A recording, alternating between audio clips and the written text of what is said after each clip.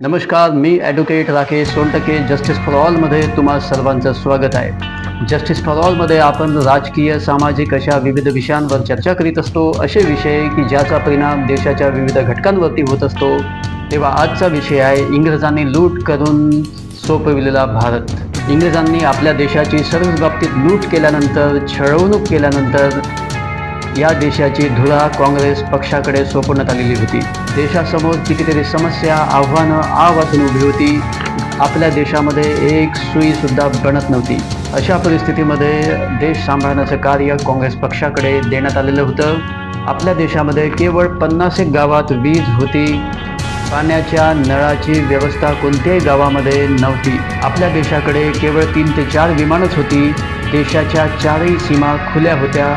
केवळ मोजकेच सैन्य तेथे उभे केलेले होते. खजिना शून्य अवस्थेमध्ये होता. अशा छिन्नभिन्न झालेल्या देशाची धुरा काँग्रेस पक्षाकडे देण्यात आलेली होती. आम्ही कोणत्याही पक्षाचे समर्थन करत नाही आणि इतक्या कठीण परिस्थितीमध्ये आपल्या देशामध्ये जगातील सर्वात शक्तिशाली सैन्य व्यवस्था निर्माण करण्यात आली. विमानं, फॅक्टऱ्या, लाखो किलोमीटरपर्यंत रस्त्याचे बांधकाम करण्यात आले. खेडे शहरांना जोडण्यात आली. देशाच्या विविध भागामध्ये रेल्वेचे जाळे पसरवण्यात आले. संपूर्ण देशामध्ये रेल्वेचे जाळे पसरवण्यात आले. गावागावामध्ये वीज पोहोचवण्यात आली. प्रत्येक गावाच्या ग्रामपंचायतीमध्ये TV पोहोचलेली होती. अख्ख्या विश्वातील सर्वश्रेष्ठ संविधान आपल्या देशाला डॉक्टर बाबासाहेब आंबेडकरांनी दिलेले होते. देशामध्ये मोठमोठे बांध बांधण्यात आलेले होते. भाभा न्यूक्लिअर सेंटर्स उभारण्यात आले. इस्रो, IIT, विविध विश्वविद्यालये उभी करण्यात आली.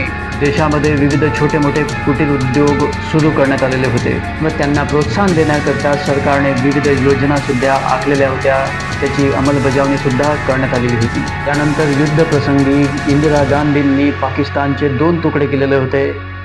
1 लाख सैनिकांसह पाकिस्तान भारताला सरेंडर झालेला होता. आपल्या भारतामध्ये विमानं, हेलिकॉप्टर्स बनवण्यास सुरुवात झालेली होती. बँकांचे राष्ट्रीयकरण सुद्धा करण्यात आलेले होते. याचबरोबर विविध मिसाईल तयार करण्यात आपल्या देशाला यश आलेलं होतं. त्यामध्ये पृथ्वी, अग्नी, नाग, परमाणु संयंत्र, चेतक हेलिकॉप्टर सुद्धा आपल्या भारताकडे होते. अर्जुन टँक, तेजस, धनुष यासारखी विमान संयंत्र, INS विक्रांत, विमान वाहक इत्यादी बऱ्याच गोष्टी करण्यास आपल्याला यश आलेलं होतं. शेतकरी, मजूर वर्गासाठी तसेच अपंग, विधवा स्त्रियांसाठी सुद्धा आपल्या देशाने विविध योजना राबवण्यास सुरुवात केलेली होती.